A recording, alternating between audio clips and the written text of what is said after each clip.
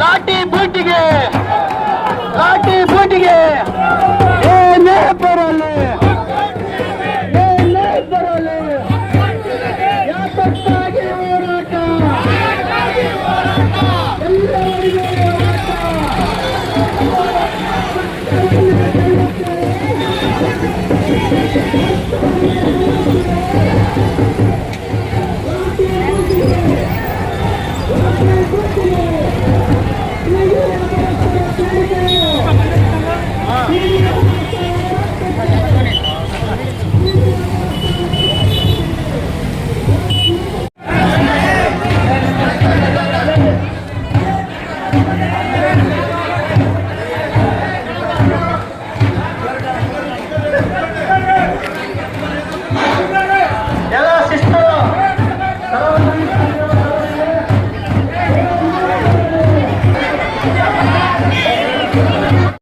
ಚಳ್ಳಕೆರೆಯ ದಯಮಾಡಿ ಯಾರು ಮಾತಾಡಬೇಡಿ.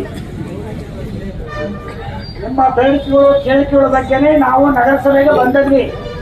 ಮನವಿ ಪತ್ರವನ್ನ ಅಧ್ಯಕ್ಷರಿಗೆ ಸಲ್ಲಿಸ್ತೀವಿ. ಈಗಾಗಲೇ ಜಿಲ್ಲಾಧಿಕಾರಿಗಳಿಗೆ ಕೊಟ್ಟು ಬಂದಿದ್ವಿ. ಮುಂದೆ ನಗರಸಭಾ ಅಧ್ಯಕ್ಷರಿಗೆ ಕೊಡಬೇಕಾಗಿದೆ. ದಯಮಾಡಿ ಶಾಂತ ರೀತಿಯಿಂದ ವರ್ತೆ ಮಾಡಿ. ಇವತ್ತು ನಗರಸಭೆಯ ಏನು ಅಧಿಕಾರಿಗಳಿದ್ದಾರೆ, ಪೌರಾಯುಕ್ತರಿದ್ದಾರೆ, ಮತ್ತೆ ಅಧಿಕಾರಿಗಳಿದ್ದಾರೆ. ಆ ಪೌರಾಯುಕ್ತರ ದೌರ್ಜನ್ಯವನ್ನ ವಿರೋಧಿಸಿ ಯಾವ ಜಗಾರೆಡ್ಡಿ, ಈ ಜಗಾರೆಡ್ಡಿ ಅವರು ಎಕ್ಸ್ ಸರ್ವಿಸ್ ಮ್ಯಾನ್ ಆಗಿದ್ದಾರೆ. ಇವರು ಪೌರಾಯುಕ್ತರು ಆಗಿಲ್ಲ, ಎಕ್ಸ್ ಸರ್ವಿಸ್ ಮ್ಯಾನ್. ಇತ್ತು ಬಂದಂಗೆ ಬರ್ತಾರೆ ಒಂದೇ ಸರಿ ಅಂತ ಅಧಿಕಾರಿ ಇಲ್ಲಿ ಪೌರಾಯುಕ್ತರಾಗಿದ್ದಾರೆ. ಅವರು ಮನೆಯಿಂದ ಬಂದು ಕೂತ್ರೆ ಅವರು ಸಮಯ 1 ಗಂಟೆ 1:30 ಆಗ ತನಕ ಎದ್ದಾಡಲ್ಲ. ಅದಾದ್ಮೇಲೆ ಮತ್ತೆ ಹೋಗಿ 3 ಗಂಟೆ ಬರ್ತಾರೆ. ಇಂಥ ಅಧಿಕಾರಿ ಎಲ್ಲಿ, ಯಾವ ಏರಿಯಾದಲ್ಲಿ ಯಾವ ಬಡಾವಣೆಗಳಿದ್ದಾವೆ?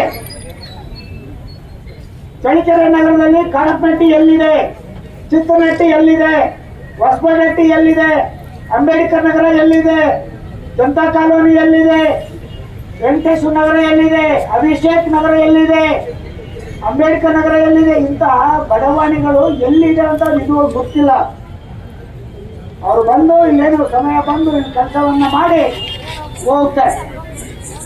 ಆದರೆ ಏಕಾಏಕಿ ಯಾವ ರಸ್ತೆಯಲ್ಲಿ ಏನ್ ತೊಂದರೆ ಆಗಿದೆ, ಏನ್ ಅನಾಹುತ ಆಗಿದೆ ಅಂತ ಜಾರಿ ತಂದರೆ ದಯವಿಟ್ಟು ಬೀದಿ ಬದಿ ವ್ಯಾಪಾರಿಗಳ ಕಾಯ್ದೆ ಅಧಿನಿಯಮ 2014 ಅಡಿಯಲ್ಲಿ ಪ್ರತಿಯೊಬ್ಬ ಬೀದಿ ಬದಿ ವ್ಯಾಪಾರಿಗಳಿಗೂ ವ್ಯಾಪಾರ ಮಾಡ್ತಕ್ಕಂಥದ ಹಕ್ಕನ್ನ ನಾವು ಇವೆಲ್ಲರೂ ಹೊರಡಿಸಿದ್ದಾರೆ ರಾಜ್ಯ ಸರ್ಕಾರದಿಂದ ಮತ್ತು ಕೇಂದ್ರ ಸರ್ಕಾರದಿಂದ.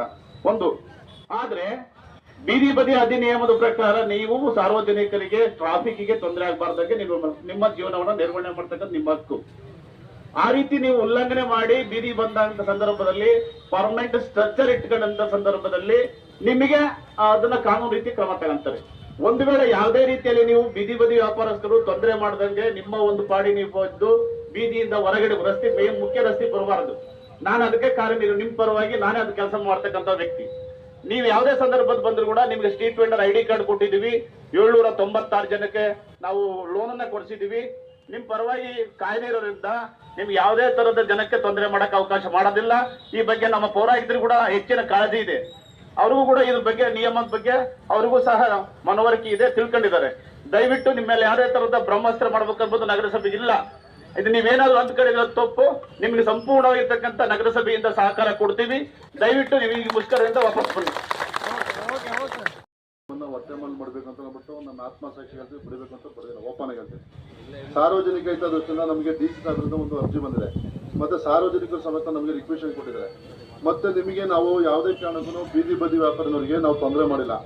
ನೀವು ಅಲ್ಲೇನು ಫುಟ್ಪಾತ್ನಲ್ಲಿ ಪರ್ಮನೆಂಟ್ ಸ್ಟ್ರಕ್ಚರ್ ಮಾಡ್ಕೊಂಡಿದ್ರೆ ಅವ್ರನ್ನ ಮಾತ್ರ ನಾವು ತೆರವುಗೊಳಿಸಿದ್ವಿ. ಬಿಟ್ರೆ ನೀವು ವಿವಿಧ ಯಾವುದೋ ಚಕ್ರದಲ್ಲಿ ಟೊಳ್ಳೆಗಡಿನ ತಗೊಂಡು ನಾವು ಯಾವುದೇ ಕಾರಣಕ್ಕೂ ಒಂದು ಪಿನ್ ಪಾಯಿಂಟ್ ತೊಂದರೆ ಮಾಡಿಲ್ಲ. ಇದನ್ನ ನೀವು ದಯವಿಟ್ಟು ಅರ್ಥ ಮಾಡ್ಬೋದು. ಒಂದು ಬೇಡ್ರಿ, ಒಂದು ನನಗೆ ಇಲ್ಲಿ ಯಾರೋ ಸಂಬಂಧಿಕರು ಇಲ್ಲ, ನನಗೆ ಇಲ್ಲಿ ಯಾರೋ ಸಂಬಂಧಿಕರು ಇಲ್ಲ, ಮತ್ತೆ ನನಗೆ ದ್ವೇಷಗಳು ಅಲ್ಲ ನೀವೆಲ್ಲ. ನನಗೂ ಎಲ್ಲೋ ಒಂದ್ ಕಡೆಗೆ ನನಗೂ ನೋವಿದೆ. ಪಾಪ ಇವ್ರ ಪರಿಸ್ಥಿತಿ ಹಿಂಗಾದ್ರೆ ಇವ್ರು ಯಾವ ರೀತಿ ಜೀವನ ಮಾಡ್ತಾರೆ ಸರ್. ಆದ್ರೆ ನಾನು ಸರ್ಕಾರಿ ಆದೇಶ ಪ್ರಕಾರ ನಾನು ಕೆಲಸ ಮಾಡಬೇಕು ಆಯ್ತಾ. ಒಂದು ನೀವು ಸ್ಟ್ರಕ್ಚರ್ ಮಾತ್ರ ನನಗೆ ತೊಂದರೆ ಮಾಡಿದ್ರೆ ಬಿಟ್ರೆ ನಿಮ್ಗೆ ವೀಲರ್ ಗಾಡಿನಲ್ಲಿ ತಗೊಂಡವ್ರಿಗೆ ಯಾವುದೇ ಕಾರಣಕ್ಕೂ ನಾನು ಟಚ್ ಮಾಡಿಲ್ಲ. ಮತ್ತೆ ಒಂದು ಆದ್ರೆ ಮಾತಾಡ್ತಾರೆ. ಮತ್ತೆ ನೀವು ಬೆಳಿಗ್ಗೆ ಬಂದು ನಿಮ್ ಕೆಲಸ ಏನಂತ ಮಾಡ್ಕೊಳ್ಳಿ, ಮತ್ತೆ ನೀವು ಹಂಗೆ ತೊಳ್ಕೊಂಡು ಹೋಗಿ. ಇವನ್ನ ಬೇಕಾದ್ರೆ ನೀವೇ ನೋಡಿ. ಮತ್ತೆ ಸಾರ್ವಜನಿಕರಿಗೆ ಅಲ್ಲಿ ವಾಕಿಂಗ್ ಮಾಡಕ್ಕೆ ಅವಕಾಶ ಇರೋದು. ನೀವು ಅವಕಾಶ ನೀವೇ ನೋಡಿ. ಎಲ್ಲರೂ ಒಂದು ನಿಮಿಷ, ನಾನು ಒಂದೇ ಪಾಯಿಂಟ್ ಹೇಳಿದ್ದೇನೆ. ನನಗೆ ಯಾರು ಸಂಬಂಧಿಕರಲ್ಲ, ಯಾರು ದ್ವೇಷಗಳಲ್ಲ, ಯಾರು ನನ್ನ ಹಿತೈಷಿಗಳಲ್ಲ. All are equal rule of law ಆಯ್ತಾ. ಅದು ಕಾನೂನು ನೋಡಿದಲ್ಲಿ ಎಲ್ಲರೂ ಒಂದೇ. ನನಗೆ ನಾನು ಹಂಗಾಗಿ ಬಿಟ್ಟರೆ ನಾನು ಯಾರು ನಾನು ತೊಂದರೆ ಕೊಟ್ಟು ನೀವು ಅದನ್ನ ನಾನೇನು ಮಾಡೋಕ್ಕಾಗಲ್ಲ. ಅದು ಆಗಲ್ಲ. ಒಂದು ನಿಮಿಷ